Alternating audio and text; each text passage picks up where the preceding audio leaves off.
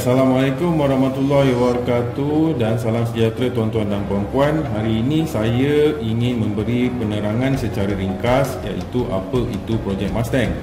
Okey, projek Mustang ini adalah satu projek yang menjalankan pelan pelaburan endowment. Pelan pelaburan endowment.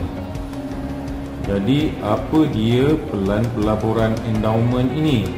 Pelan pelaburan endowment ini adalah satu pelan pelaburan yang digunakan untuk membiayai pertama sukuk dan bond. Okey. Jadi apa kita buat adalah melabur ke dalam sukuk dan bond. Apa dia sukuk dan bond ini? Sukuk dan bond ini adalah satu pembiayaan yang digunakan untuk membiayai projek-projek government dan juga projek-projek private equity. Ada juga digunakan seperti untuk private fund investment. Jadi yang projek government, private equity, private fund investment ini digunakan untuk apa? Digunakan untuk membiayai projek-projek seperti MRT, oil and gas, perladangan dan juga seperti highway. Tempoh masa dia adalah 5 ke 20 tahun untuk menyiapkan kesemua projek-projek ini. Jadi hasil daripada keuntungan yang diperolehi daripada pelaksanaan projek ini tadi dipulangkan semula kepada para pelabur. Pertama sekali dividen dan juga dipanggil guarantee cash payout. Dividen dan guarantee cash payout ini dipulangkan semula kepada pelabur-pelabur yang telah melabur dalam pelan pelaburan endowment ni tadi. Jadi dalam bentuk apa dipulangkan semula kepada pelabur ini? Pelabur-pelabur ini adalah tuan-tuan dan puan-puan dapat semula dalam bentuk dividen iaitu 4 hingga 6% setahun. Setiap tahun.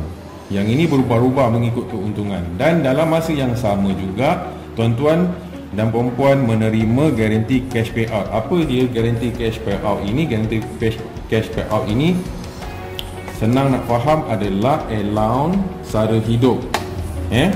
Allowance sara hidup. Jadi allowance sara hidup ini diberi kepada tuan-tuan dan puan-puan setiap tahun dalam bentuk tunai. Dalam bentuk tunai dan anggaran dia adalah 17% hingga 70% setiap tahun.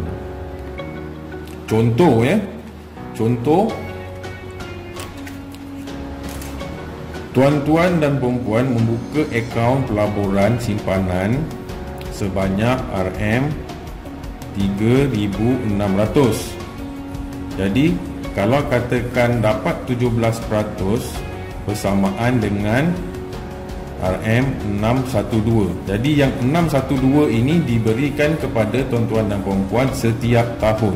Dan anggaran dia adalah daripada 17% ke 70% mengikut berapa lama simpanan pelaburan tuan-tuan. Okey, contohnya pelan pelaburan yang ada yang disediakan ada 3 jenis. Yang pertama dipanggil M20 Entrepreneur dan yang kedua dipanggil M10 Silver Investor dan yang ketiga M5 Golden Investor. Jadi apa dia 3 jenis pelan pelaburan ini? 3 jenis pelan pelaburan ini adalah M20 Entrepreneur yang mana tempoh simpanan pelaburan dia adalah selama 20 tahun. Dan yang M10 Silver Investor ini tempoh simpanan pelaburan adalah selama 10 tahun. Dan M5 adalah selama 5 tahun.